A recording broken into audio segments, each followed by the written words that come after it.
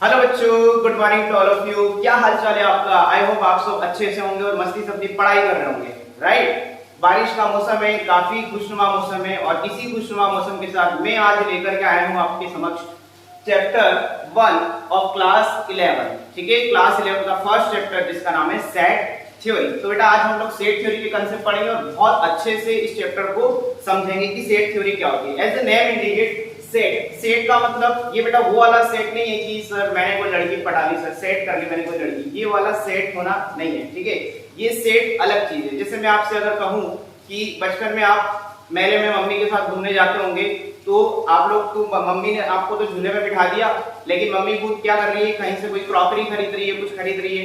ठीक है, क्योंकि माएँ जो होती है सेंसिबल होती है, अपना पैसा बहुत सोच समझ के खर्च करती है। ठीक है, तो जैसे सपोज अगर क्रॉकरी खरीद रहे हैं तो क्रॉकरी में आपने देखा होगा कि सपोज चाय का कप है, सपोज तो चाय का कप एक पर्टिकुलर सेट में आता है बेटा। वो 6 का सेट होगा, 8 का होगा, 10 का हो सकता है, 12 का हो सकता है। लाइक एक बॉक्स के अंदर आपने देखा होगा कि वो चाय के कप उन्होंने सेट के फॉर्म में तीन इधर और वो बॉक्स के अंदर पैक किए होते हैं। तो लाइक इस तरह के सेट की हम बात करने वाले हैं। ठीक है, अब देखो और भी एग्जांपल्स हम समझ सकते हैं कि सेट का मतलब होता क्या है। जैसे सपोज कोई बच्चा है जिसका नाम सपोज राहुल वर्मा है। ठीक है, राहुल वर्मा अगर उस बच्चे का नाम है, ओके, और अगर हम बात करें उसके सरनेम की तो उसके सरनेम में वर्मा आ रहा है। अब उसके परिवार में और भी बच्चे होंगे, लाइक उसके कजिन होंगे, उसके पेरेंट्स हैं, उसके अंकल हैं, ठीक है, बड़े पापा हैं, तो वो सब भी क्या है, वो सब भी वर्मा फैमिली के मेंबर है। अगर वो सब वर्मा फैमिली के मेंबर है तो हम कहेंगे कि they all are belongs to set Verma.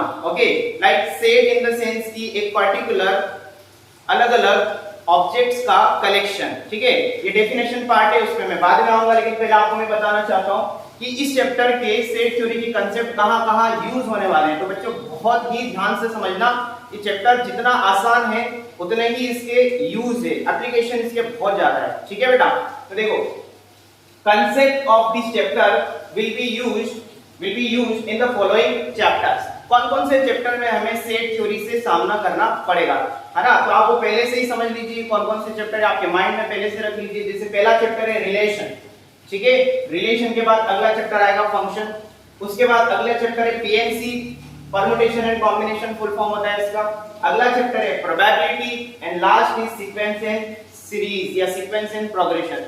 ये वो चैप्टर है बेटा जिसमें आपको सेट थ्योरी जगह-जगह पे हर क्वेश्चन में कहीं ना कहीं दिख जाएगी कि यार सेट थ्योरी पढ़ लेना था अच्छे से ताकि हमारा क्वेश्चन नहीं रुके। ठीक है बेटा, तो ये वो चैप्टर है जिसमें हम सेट थ्योरी की कॉन्सेप्ट, सेट थ्योरीज में जितनी भी चीजें हम पढ़ने वाले हैं वो सारी हम यूज करेंगे। ओके, अब बात करते हैं डेफिनेशन की। तो देखो बेटा, जैसे मैंने आपको बताया कि सेट क्या है, कुछ अगर आपके पास ऑब्जेक्ट्स हैं, उन ऑब्जेक्ट्स को अगर आप वेल डिफाइन करते हुए उनको कलेक्ट कर रहे हैं, ठीक है, तो उसको हम कहेंगे सेट। और उसी को मैंने डेफिनेशन में यहाँ पे लिखा है, a well defined collection of distinct and distinguished objects. ठीक है, डिस्टिंक्ट क्यों, क्योंकि अलग अलग होने चाहिए। सेट के अंदर एक ही एलिमेंट दोबारा रिपीट नहीं होता है। ठीक है, फॉर एग्जांपल अगर मैं आपको एग्जांपल से समझाऊं तो let's say a is equal to suppose 1, 2, 3। ठीक है बेटा, देखो ये एक मैंने सेट लिखा हुआ है। क्या लिखा हुआ है, मैंने फर्स्ट 3 नेचुरल नंबर को वेल डिफाइन किया हुआ है।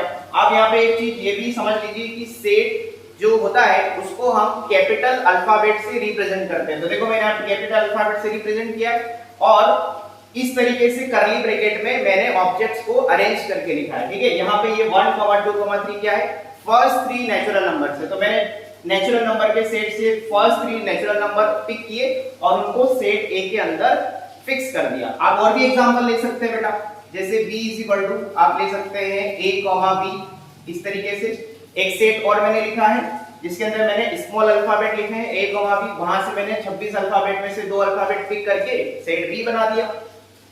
एक और सेट बनता है, उसको वो ध्यान से समझना आप, है ना। सेट सी की अगर मैं बात करूं तो सेट सी में सपोज मैंने कैपिटल ए और कैपिटल बी लिख दिया। क्या लिख दिया बेटा, कैपिटल ए और कैपिटल बी।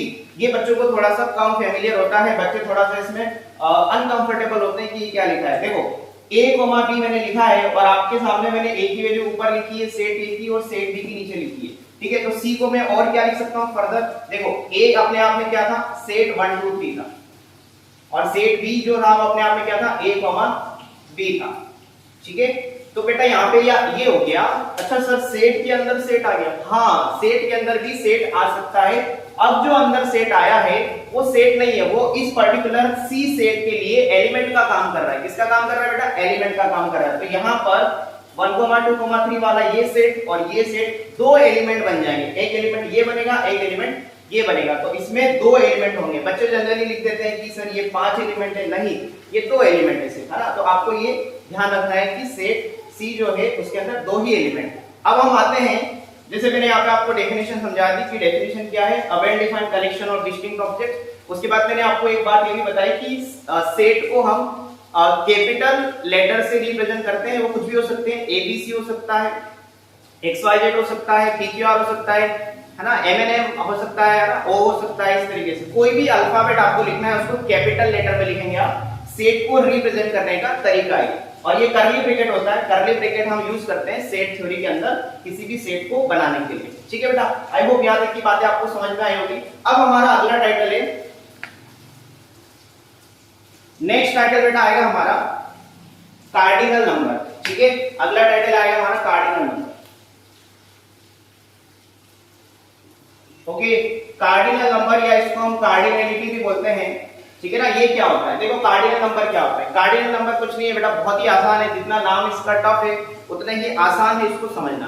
कार्डिनल नंबर का मतलब होता है जो भी सेट आप लिख रहे हैं उस सेट में कितने नंबर ऑफ एलिमेंट है। ठीक है, तो कार्डिनल नंबर क्या रिप्रेजेंट करता है? It represent the number of elements, the number of elements in given set, in given set. जो भी सेट आपको गिवन है उसके नंबर ऑफ एलिमेंट को कौन रिप्रेजेंट करता है? कार्डिनल नंबर रिप्रेजेंट करता है। इसको लिखने का तरीका है, कार्डिनल नंबर को हम n ऑफ a से रिप्रेजेंट करते हैं, represented by n of a, या फिर इसको o ऑफ a से भी रिप्रेजेंट करते हैं, क्योंकि ऑर्डिनलिटी है ना, कार्डिनलिटी ऑर्डर ऑफ, इसको ऑर्डर भी कहते हैं कुछ लोग।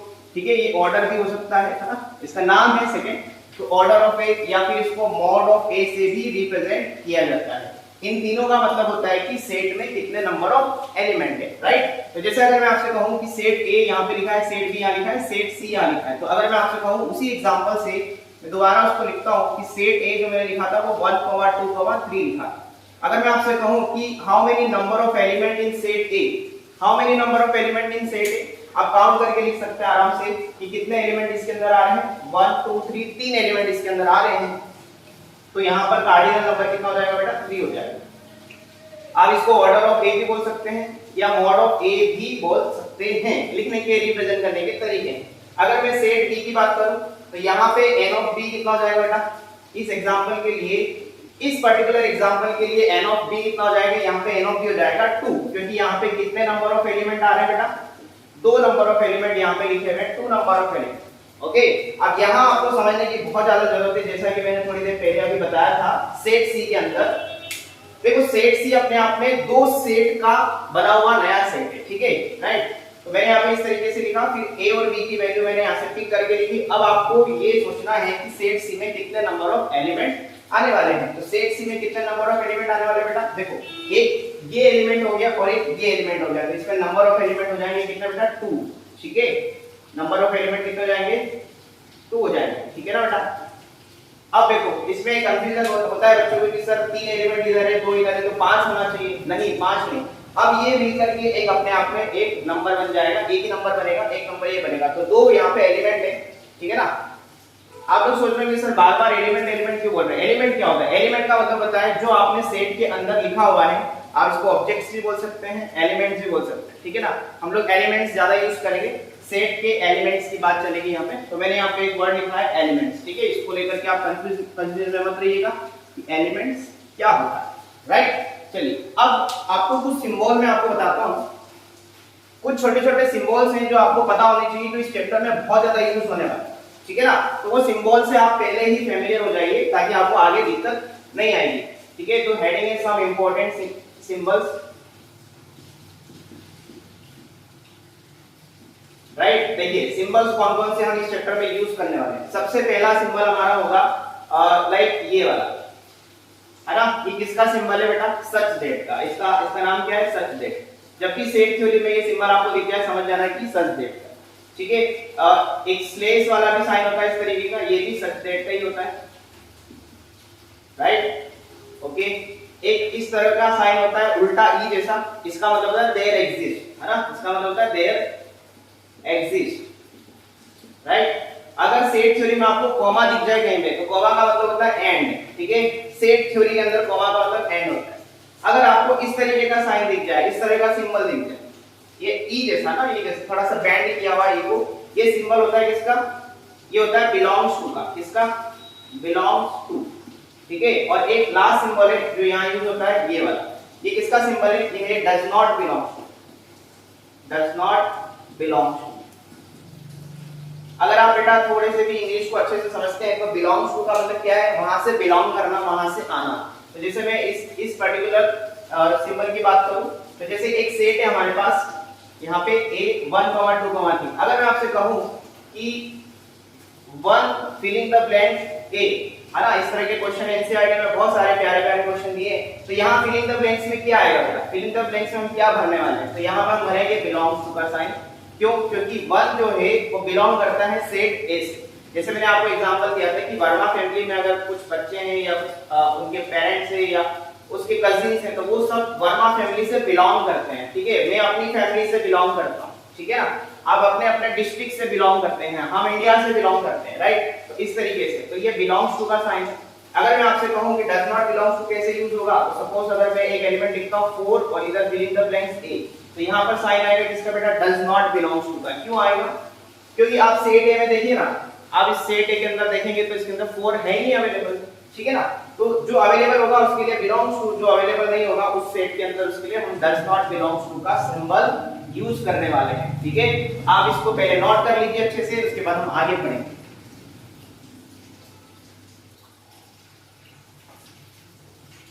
चलिए बच्चों, अब बात करते हैं some standard set in mathematical world, okay. हमारे मैथमेटिक्स के अंदर कौन कौन से स्टैंडर्ड सेट्स है जो पहले से वेल डिफाइंड है, ओके। उसमें सबसे पहला आता है नेचुरल नंबर्स, ठीक है बेटा। आपने पढ़ा होगा नंबर सिस्टम के अंदर, ये सारी बातें आपने नंबर सिस्टम के अंदर लोअर स्टैंडर्ड में पढ़ी हुई है, ठीक है। तो नेचुरल नंबर को हम सबसे पहले n से डिनोट करते हैं, और डेफिनेशन क्या है नेचुरल नंबर की, all counting numbers are called natural number, ठीक है। ऐसे नंबर जिनको आप काउंट कर सकते हैं उनको हम क्या कहते हैं, नेचुरल नंबर कहते हैं, राइट। तो नेचुरल नंबर को हम स्टार्ट करते हैं लिखना 1 से, तो 1 2 3 and so on up to infinity, ठीक है। ये एक वेल डिफाइंड है ना, इसको कर्ली ब्रैकेट में हमने कॉमा लगा के सेपरेट आउट बाय कॉमा ऐसे करके हमने लिखा हुआ है, तो ये क्या है, नेचुरल नंबर का सेट। सेकंड नंबर पे आता है होल नंबर। अगर सारे नेचुरल नंबर को लिख करके उसमें जीरो को भी इंक्लूड कर दिया जाए तो ऐसे नंबर्स को हम कहते हैं होल नंबर, ठीक है। आप लोगों को पता होना चाहिए जीरो की इन्वेंशन किसने की है, आर्यभट्ट ने की है, हमारे इंडिया से ही थे, ठीक है। तो होल नंबर हमारे जीरो से शुरू होंगे, 0 1 2 3 and so on till infinity, right. Number third category आती है इंटीजर्स की। तो इंटीजर्स जो होता है, सबसे पहले इसका सिंबल देखेंगे कि किससे डिनोट करते हैं। जनरली आप i से डिनोट करते आए होंगे अब तक, बट आप ध्यान रखना 11th में हम z से डिनोट करेंगे, ठीक है ना। आपको कोई कंफ्यूजन नहीं होना चाहिए। z का मतलब क्या है, इंटीजर। तो z जो होगा वो इंटीजर होगा और इसका सेट होगा माइनस इंफिनिटी से लेकर के -3 -2 -1 0 1 2 3 and so on till infinity. तो ये इंटीजर्स का सेट हो गया, राइट। इसमें पॉजिटिव और नेगेटिव दो तरह की कैटेगरी बन जाती है। तो यहाँ पे हमने इसको फर्दर कैटेगराइज किया है इंटीजर्स को, कि positive integers first category, second negative integers, third non negative and fourth non positive integers. ये दोनों बड़े इंपॉर्टेंट है, नॉन नेगेटिव नॉन पॉजिटिव, ठीक है। इस पे बात करेंगे। तो देखो सबसे पहले बात करेंगे पॉजिटिव इंटीजर्स क्या है। पॉजिटिव इंटीजर्स को हम सिंबल z+ से डिनोट करते हैं, z+ से डिनोट करते हैं। और देखो ये जो इंटीजर का सेट है, अगर इसमें आप जीरो के राइट साइड वाला पोर्शन पूरा ले लें यहां से लेकर के यहां तक, तो ये क्या बन जाएगा, ये बन जाएगा आपका पॉजिटिव इंटीजर, राइट। अब बात करेंगे नेगेटिव इंटीजर्स की। तो सबसे पहले सिंबल क्या होगा, z- से डिनोट करेंगे। और अगर मैं बात करूं यहां से लेकर के यहां तक, जीरो से लेफ्ट वाले सारे नंबर आप उठा लो इंटीजर्स के सेट से, तो वो सब क्या बन जाएंगे, नेगेटिव इंटीजर्स बन जाएंगे। ये मैंने वेल डिफाइन किया है यहाँ पे, ये मैंने पॉजिटिव इंटीजर को वेल डिफाइन किया है, ये नेगेटिव इंटीजर को वेल डिफाइन किया, और ये सब सेट के फॉर्म में लिखे हैं बेटा, ठीक है। अगला आता है नॉन नेगेटिव।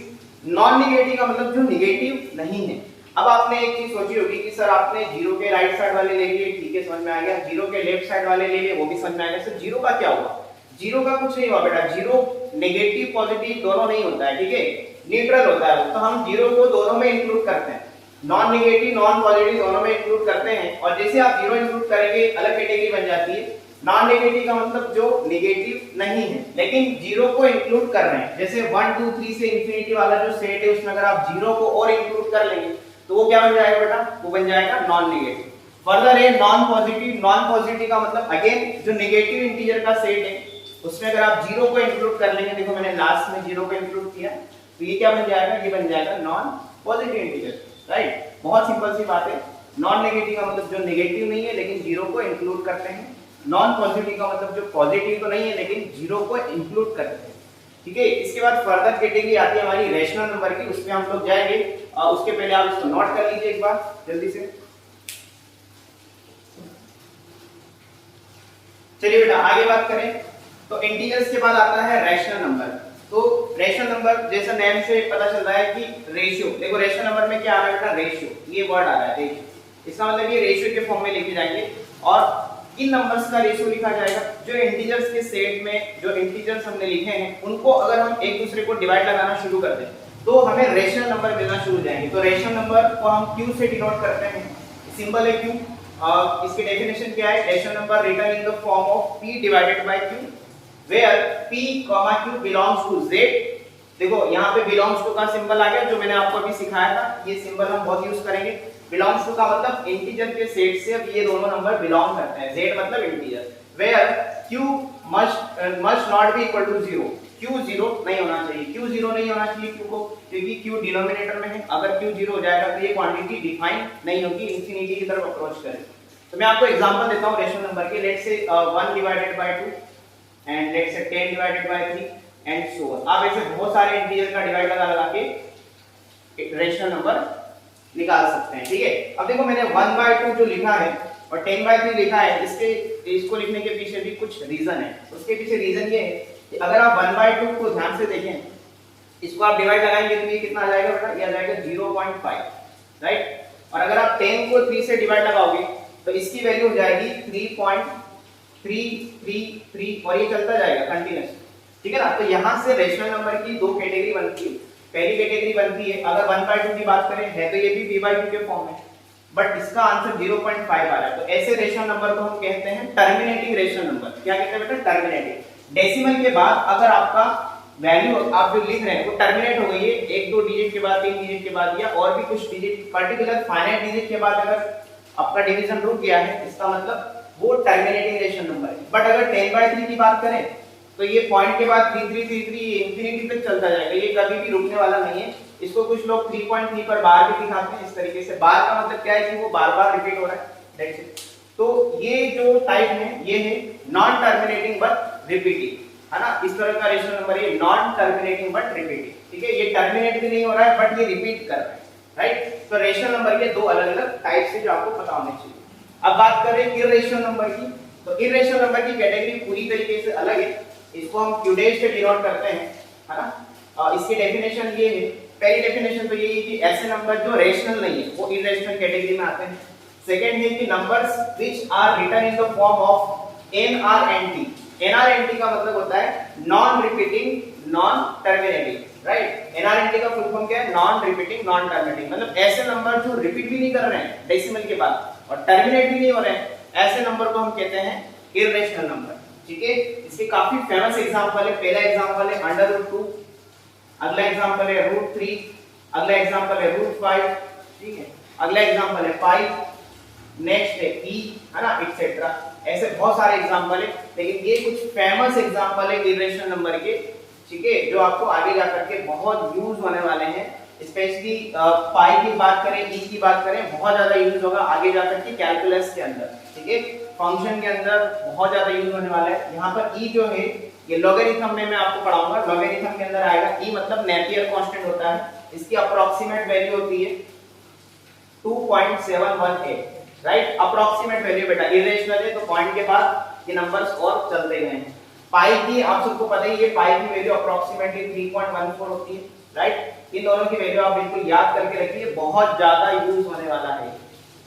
ठीक है, चलिए आई होप यहाँ तक की बातें आपको समझ में आ गई होगी। अब बात करते हैं रियल नंबर्स की। ये लास्ट टाइटल है जो अपने स्टैंडर्ड मैथमेटिकल वर्ड के अंदर जो स्टैंडर्ड सेट है उसमें, और आप ऐसा बोल सकते हैं कि नंबर सिस्टम का लास्ट पार्ट है रियल नंबर। रियल नंबर को r से डिनोट करते हैं। r belongs to minus infinity से इंफिनिटी, मतलब r जो है रियल नंबर जो है वो माइनस इंफिनिटी से इंफिनिटी में पूरा कवर करता है सारे नंबर्स को। इस तरीके से रियल नंबर लाइन को डिनोट करते हैं। ये रियल नंबर लाइन है बेटा, क्या है?